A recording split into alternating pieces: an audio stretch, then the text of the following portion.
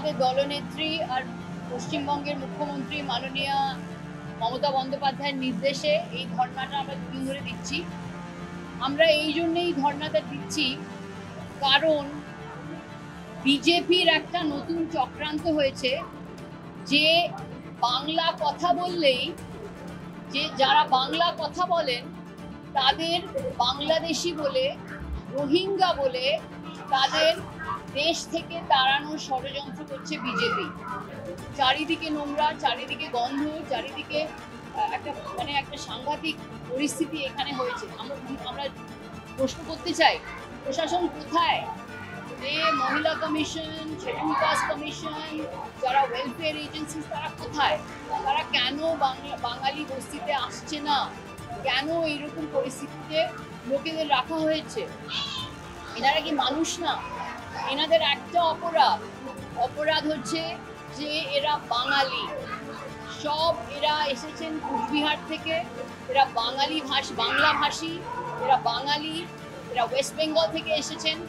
সব যারা এখানে আছেন সব ভারতীয় নাগরিক।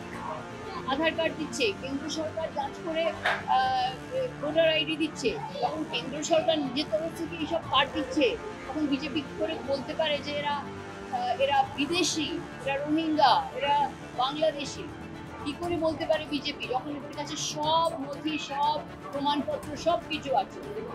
এদের যেরকম আমি বললাম, এদের একমাত্র অপরাধ যে এরা বাংলা ভাষী, এরা বেঙ্গল থেকে এসেছেন। বিজেপি চায় যে বিজেপি বেঙ্গলকে কবজা করতে পারছে না।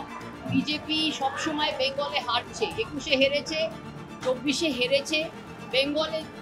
বেঙ্গলকে কবজা করতে পারছে না, তাই জন্যেই ষড়যন্ত্র করে, চক্রান্ত করে বাংলা ভাষীদের ওপরে অত্যাচার করছে আর আক্রমণ করছে। তাই জন্যই আমরা এখানে ধর্ণা দিচ্ছি। আমাদের দাবি হচ্ছে অবিলম্বে এখানে আলো আর জল দেওয়া হোক, আর অবিলম্বে এই যে উচ্ছেদ করার ধমকি দেওয়া হচ্ছে এটা বন্ধ করুন।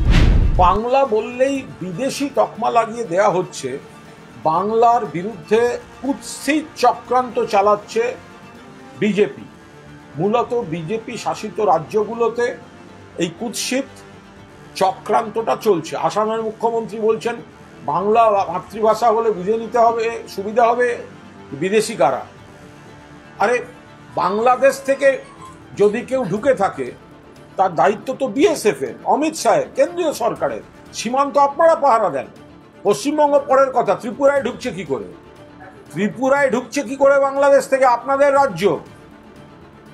সেখানে এইভাবে আবার দেখা যাচ্ছে অন্য রাজ্যে যে বাংলা বলার জন্য তাদেরকে আইসোলেট করা হচ্ছে, হেনস্থা করা হচ্ছে, আটক করা হচ্ছে। এর প্রতিবাদে আগামীকাল মাননীয় মুখ্যমন্ত্রী মমতা বন্দ্যোপাধ্যায়ের নেতৃত্বে তৃণমূল কংগ্রেসের বিরাট মিছিল কলেজ স্কোয়ার থেকে ডরিনা ক্রসিং পর্যন্ত যাবে এবং একই সঙ্গে একই সময়ে সারা রাজ্যের প্রতিটি জেলায় এই বিক্ষোভ সমাবেশ হবে। ফলো করুন সংবাদ প্রতিদিন ডিজিটাল।